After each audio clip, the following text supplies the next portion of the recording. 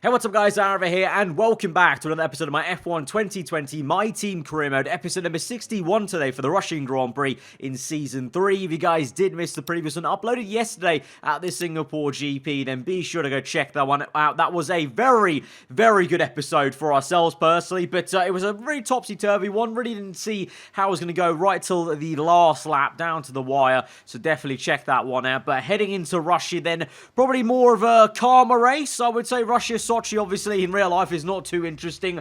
The game, maybe there's some scope, I don't know, but we've not got too long on the activity timeline between the two Grand Prix. Only 2 days, so I thought I'd fit in a podium celebration since, spoiler alert, obviously it was the first time in a long while since we've won a Grand Prix in Season 3. The last time was indeed round number 5 at the Dutch Grand Prix, so I think a podium celebration is in order. I have never thrown one for Verstappen, but let's throw one for ourselves halfway through these Grand Prix. Obviously, if you did watch the previous episode, you'll know we have upgrades pending at the moment. An ultimate drag reduction update and a minor chassis upgrade, which will come, I think, after this Grand Prix. I think the chassis update and then the drag reduction, I think, is going to be just before the Japanese Grand Prix or after it. I can't quite remember, but either way, it's going to be at least 1 or 2 episodes for those upgrades to come in. But we're still yet to receive any messages so far, at least in the HQ facilities part of the menu, about any kind of rumored R&D regulation change, which usually Carl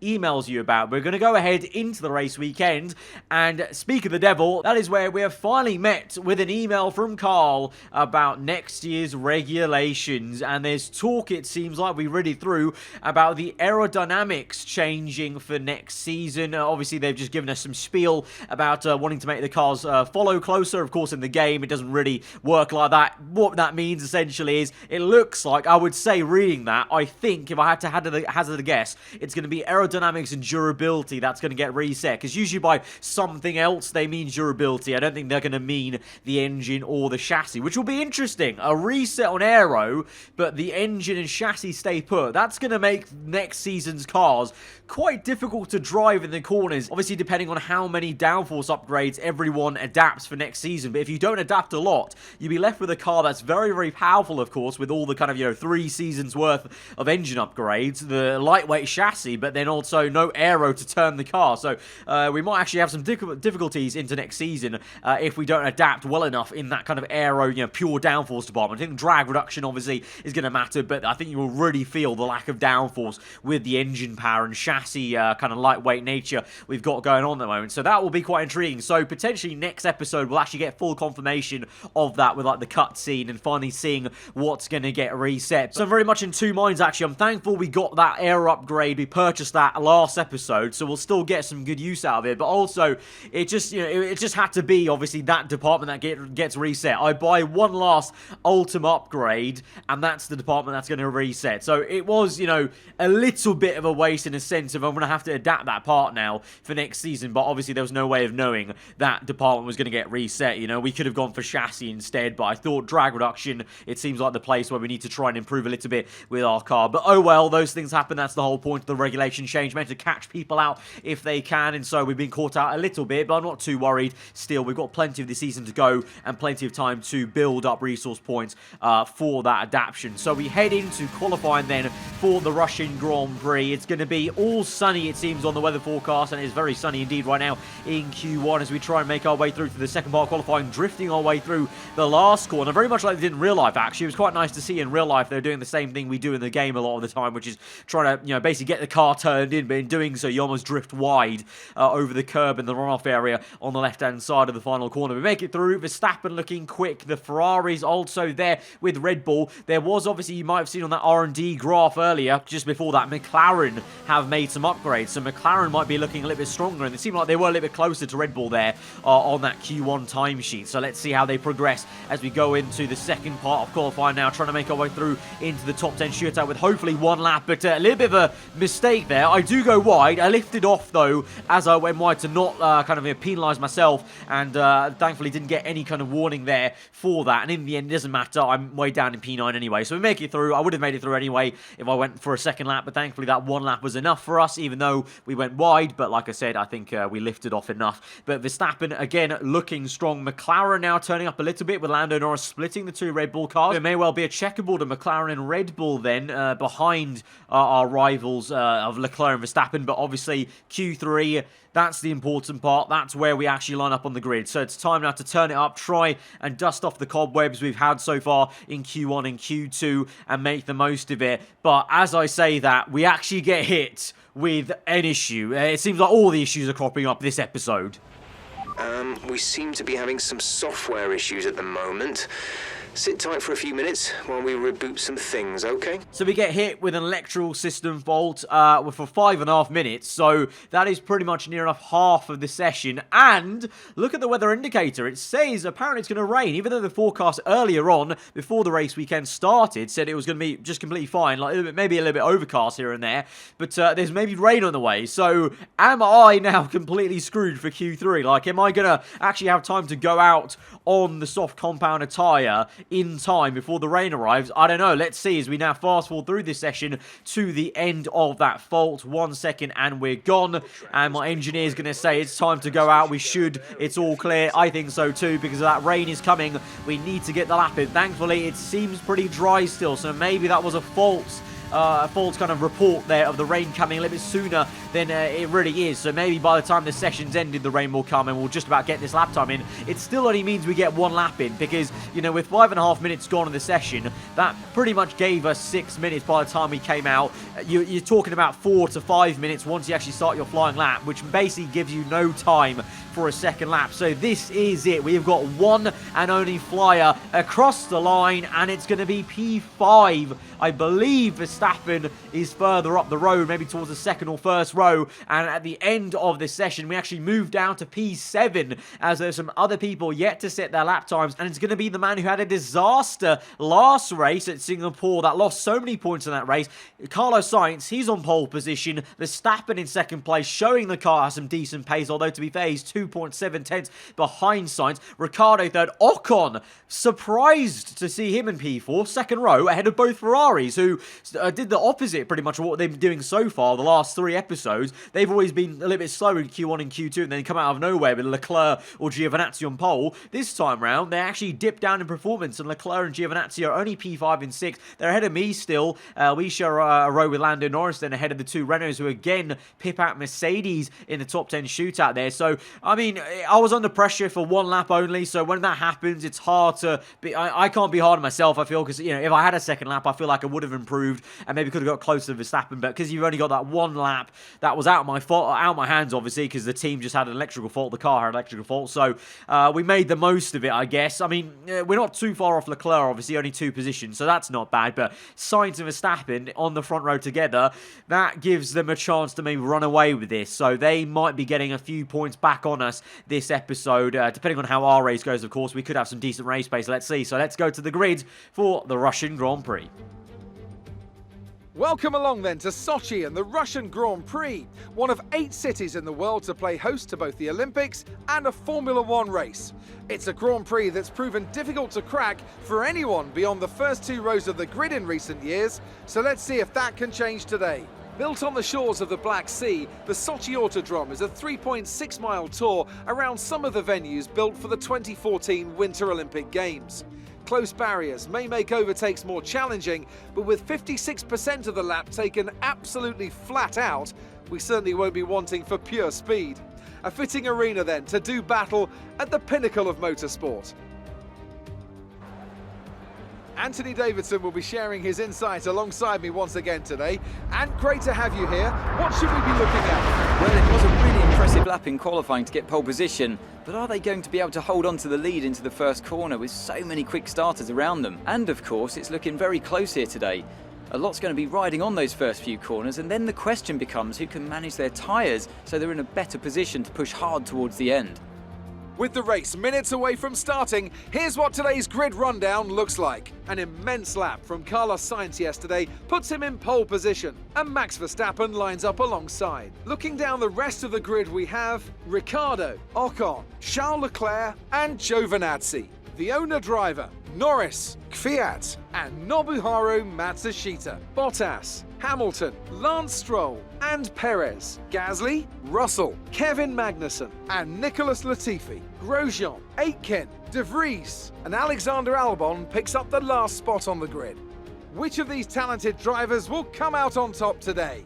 So as usual around Russia, it's going to be a pretty simple one-stop race here today for everyone. The tyre wear is so little that I'm pretty sure everyone will go from the soft tyre to the medium compounds. Even if they're starting outside of the top 10, I think they'll be on the soft compounded tyre. So really, it's just going to be about maybe fuel saving, making sure we have enough fuel, because it's a bit of a tricky one here at Russia because you're on throttle for quite a long time. That sometimes, even with the upgrades we've got, you can start to run out a bit of fuel. So that's going to be the only real issue in terms of that strategy window right there.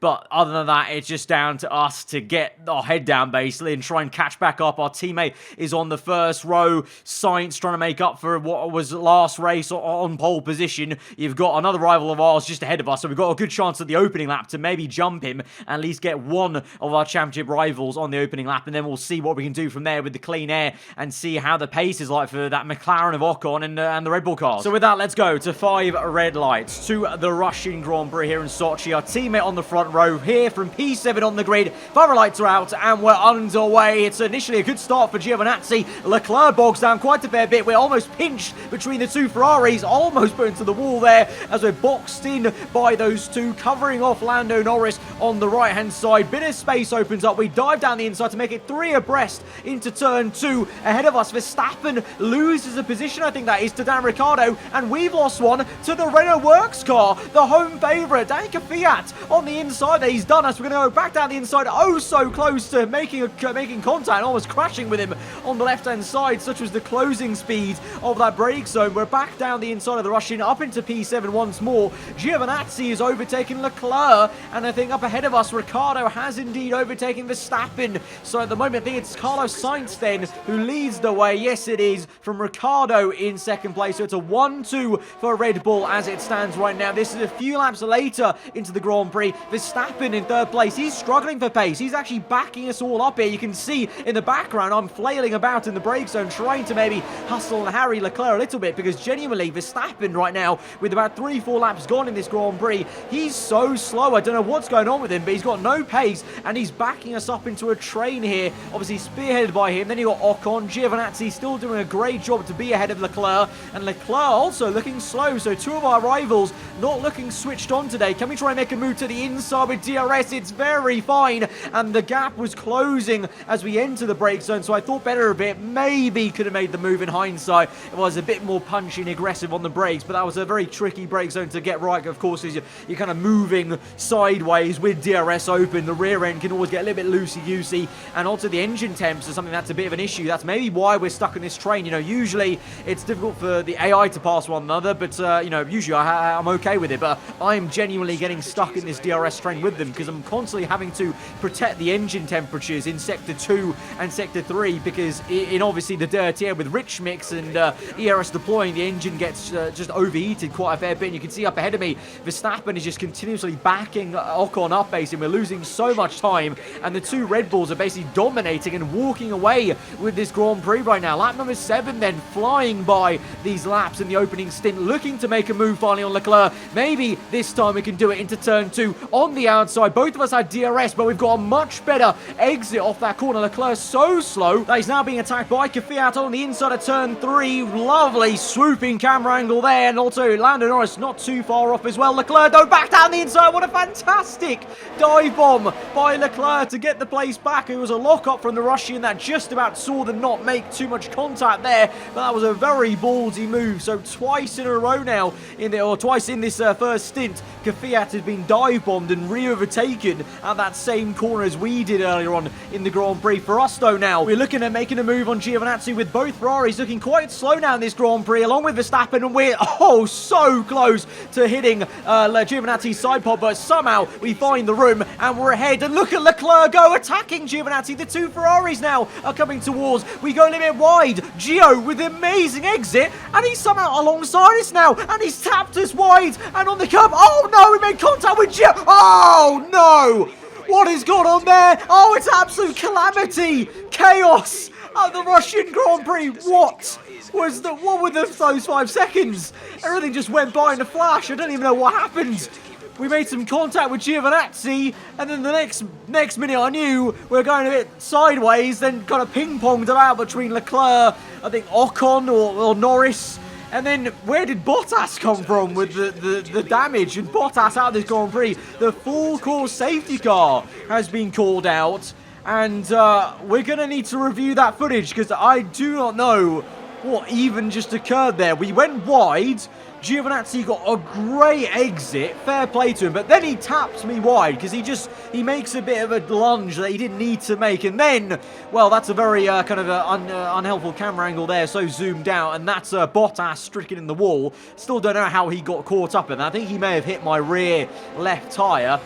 Let's watch on board from Giovinazzi. So this is the dive bomb. Gives me room. I just about make the corner. I don't make contact with him. Then he goes defensive against Leclerc because Leclerc, cheeky enough, tries a dive there. Look at Norris and Kvyat going side by side as well. Then Giovinazzi gets a god tier exit. Don't know how. He must have deployed all his ERS. But then there, he didn't need to accelerate at that part of the corner. He had already, he was already side by side with me. And that's where the contact's made with Leclerc. Now, Leclerc's contact, you'll see on board with Kvyat a much better view. That contact basically is the thing that spins me into the McLaren right there. And then with the McLaren, I'm spun the other way. I brake to stop my car hitting Kvyat, and if I hadn't, I may have actually been out of this Grand Prix. But that is how Bottas was out of this Grand Prix. But it all started with this little acceleration. I just don't feel Giovinazzi needed to do that. We were side by side. We were going to make the corner both together.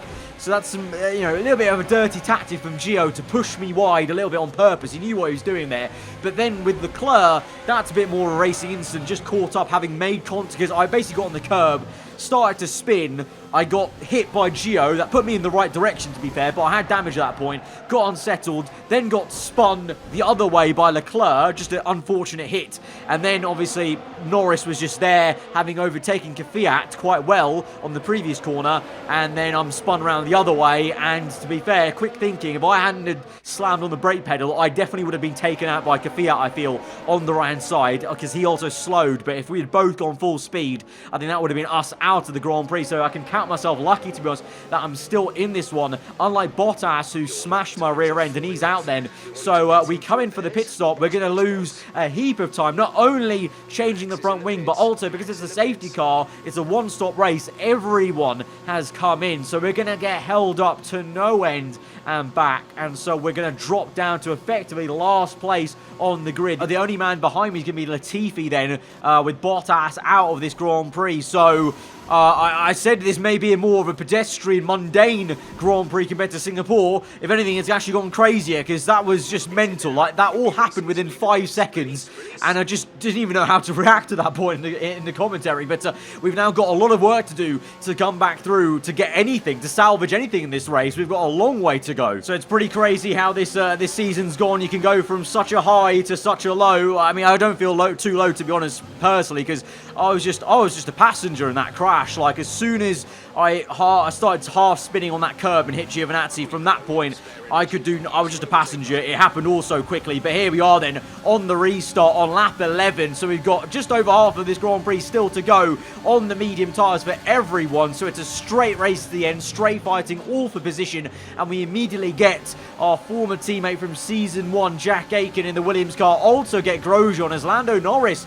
also got caught up in that, because I think when I hit him, he must have got some damage. So he also had to suffer a slow pit stop. So he's down here with me in P17. So both me and Norris can try and make our way through. And honestly, the McLaren, remember, Ocon was quicker than me and the two Ferraris. So maybe Norris is going to be quicker than me here in the second part of the race. I don't know. Right now, literally, I'm just looking to follow him through at this stage. There's no point trying to attack him whilst he attacks Gasly. So I'm just sat back here. You can see me weaving about left to right, trying to find an angle basically to overtake Gasly with easily. So I'm going like so wide on purpose, trying to make a tighter line in just like this, and then cut in, get the power a little bit earlier than he can, and we get the move on P17 then on lap 11 still. So not even that opening lap gone, and we've overtaken 3 cars, so pretty good progress there.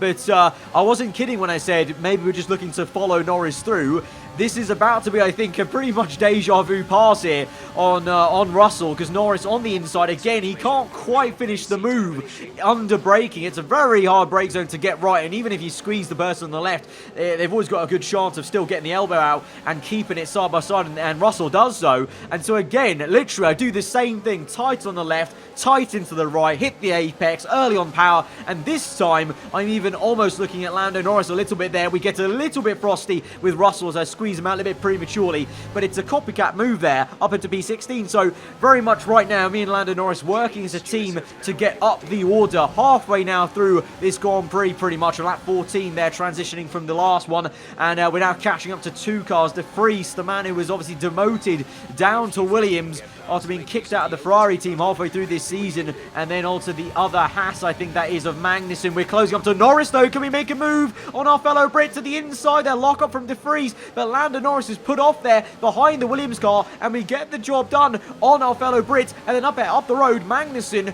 is defending from De Vries, so the Williams car was actually attacking the Dane, but we're going to get a great run through turn 3 on the inside, and we're going to fully send it and get De Vries on the exit. But oh, wait, what? No, hang on here. De Vries just switched back me in a Williams car. How's that happen then? So we go attacking again. I genuinely thought that move was done. I forgot about that completely. So yeah, he switched back us. We get the place back though, and we're up into P14, and now we'll push on, try and get Magnussen on the back straight, and then there'll be a nice bit of clean air to try and catch up to Sergio Perez, but that's still only P12, you know, so there's still plenty to go before we even get to the points paying positions. But here we are, then the final move for a while maybe, DRS open, and it's going to be an absolute cakewalk.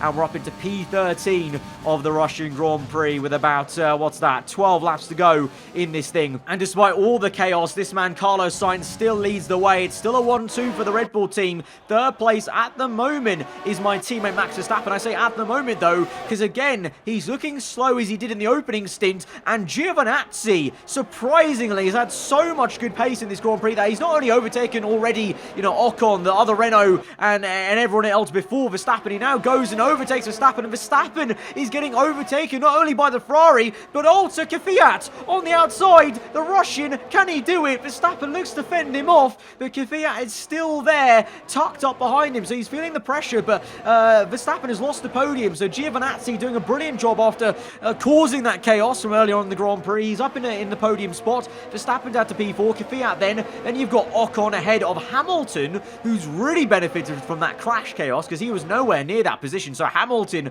fending off Leclerc with his entire life. Then you got the other Renault of Matsushita. So both Renaults are looking pretty damn good respectively in their own battles. But can Kvyat get enough of a slipstream here to make a move on this back kind of straight curve into that very tricky right-hander? No, he can't. But Leclerc has made a move, and he's overtaken Hamilton. So Hamilton going backwards in this Grand Prix after, you know, being opportunistic with jumping a load of cars from that crash incident and the safety car, I imagine.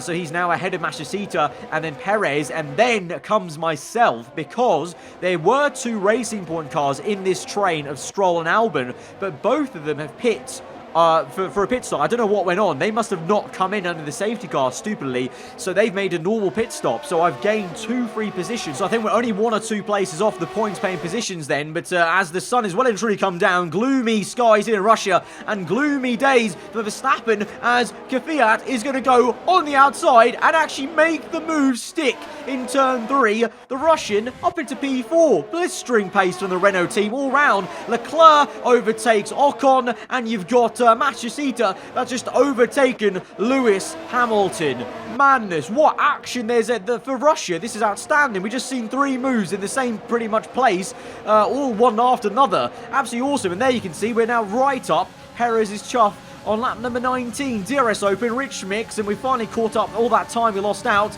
and we can make a move to try and get up into P10 and get 1 points paying position. Might be more though to go, because we still got 7 laps in this Grand Prix left. Norris has come with us, to be fair. He's been keeping me honest, and he's stuck with us, so Norris may also come through, because you can see now lap 20 as I go to overtake Hamilton. Norris is also overtaking Perez. Yellow flags though up ahead. We overtake Hamilton as he goes and lifts off, and he's slow, and Ocon is out of this Grand Prix for the second time in a while now, because remember he had a DNF similar Leclerc at the Italian Grand Prix, an engine failure at Italy, and it's another engine failure for him here at Russia. How unlucky he's got, and that will be the benefit to his teammate Norris, who will now once again be the highest scoring McLaren in this race. Lap 24 then, though, up into P8. We've gained, obviously, we overtook Hamilton just before the yellow flags, then we gained one free position on Ocon, so up into P8 that way. But up ahead of us, Matsushita, 2 seconds up the road. We're going to try and see if we can try and catch him, but Norris, I can't lie, is looking very quick, so we might be looking backwards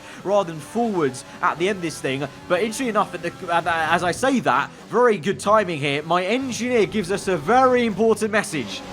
Some information on Leclerc. They're slowing down. It seems like there's some kind of problem with their car. So this really has been a topsy-turvy Russian Grand Prix. Leclerc now, having overtaken about 4 cars from P9 up into P6, he's now got an issue. So he's done all that work to overtake Hamilton, Ocon, Matsushita, all of them, because he was obviously down the order after the crash. He's now got an issue himself. Last lap of the Grand Prix, and the Renault up ahead of us is looking likely to pressurize Leclerc. But if he's slow enough, we could maybe overtake him. You never know. But at the same time, I've got an issue with Norris right behind me. My tyres are feeling a little bit more second-hand than him. I've gone over the bump quite awkwardly there on the sleeping policeman, and it's allowed Norris to be right up our chuff. He's pretty much pushing us through turn 3 as we just hold the racing line through turns 4. Ahead of us, though, look at the mini-map. Look ahead of us. The Renault, he's right on top of the Ferrari. We could maybe get the Ferrari. You never know. Let's just keep on pushing. But this has certainly been a mad one. And look at Norris go on the inside in the same place where Gio went. I'm getting deja vu and PTSD all in one. We give him some space to work with. Thankfully, he does not accelerate mid-apex to push us out wide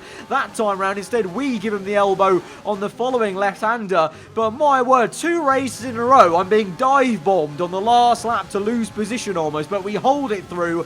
Ahead of us, though. And there you go. Matsushita has overtaken Leclerc on the last lap. It's a little bit too late for us. One more lap and we may have caught up to one of our championship rivals there. About the end then of the Grand Prix, Carlos Sainz takes the checkered flag. He wins the Russian Grand Prix. It's a 1-2 for Red Bull, but what a chaotic Grand Prix.